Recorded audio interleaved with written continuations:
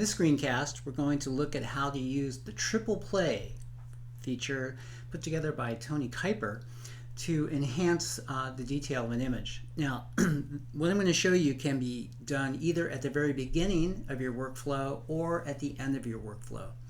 So let's take a look and see what this is. But first, a little bit of background. Let me move this over here and click this going here. So the reason it's called triple play is because in one fell swoop we can adjust the brightness, the contrast, and the detail in an image. Now, I shouldn't have done that. Now, I'll just leave it on like this. Now, what seems to be working out, and again, this is going to be dependent on the image itself, and you need to do some exploring to see which one works best, but generally speaking, when you apply the triple play options, if you're going for the lights in the triple play, you usually pick a fairly low pixel value, 5, 10, or 15. And when you're enhancing the darks, you're going to choose a higher pixel value of 15, 20, or 30, or maybe even more. So again, but it will depend on the image. Okay? The larger the pixel radius, the larger the detail enhancement will occur. So you'll see a lot of things change a lot when you use a larger value. Okay? Just like we have our blending modes work the same way. They're set up so that if it's M, that means it's the multiply blending mode and it's going to darken whatever you're doing. And when you choose the S values, that's screen mode, and that's going to lighten whatever you're doing. Okay? Now, when you click on the action, you run the action, you're going to see it's going to generate layers, and these layers have some color values on it.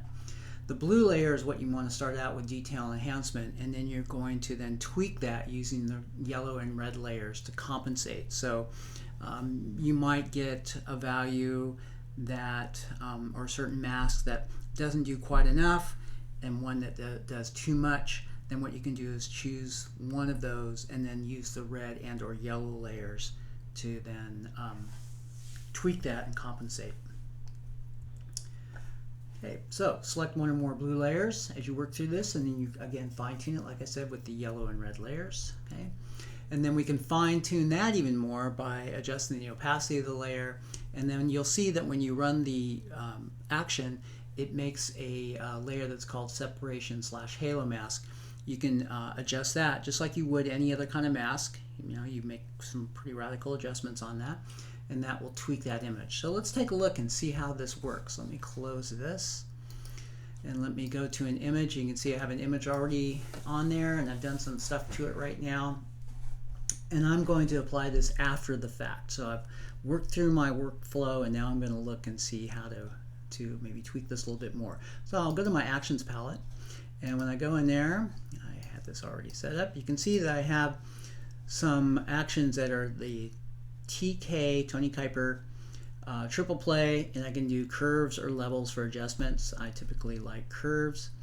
Okay, so this is for the darks, and again for the darks you want to pick a fairly high opacity pixel value. So let me just start out with 20. So I'll click on that and I'll hit this run button, and you can see it's going to generate a series of layers in my layers palette that again have some colors in here, blue and red, and you can see it made masks based on those luminosity values on there.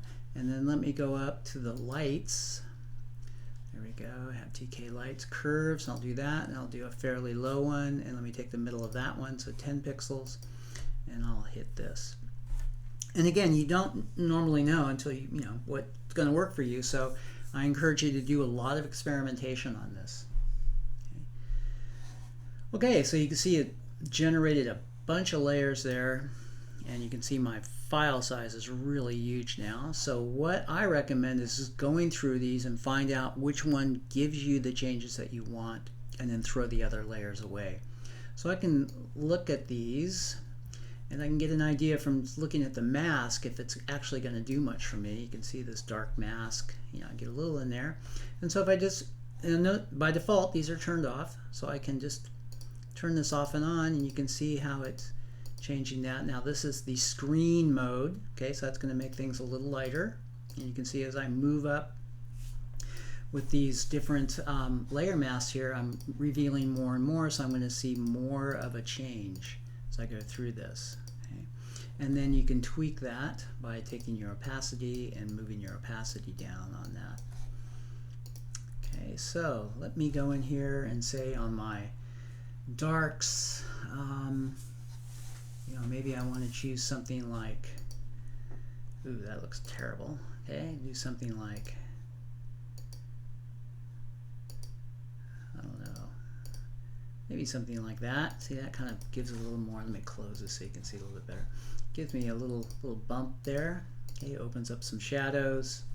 Okay, and again, I can adjust that with my opacity. Oh, I need to have this in there.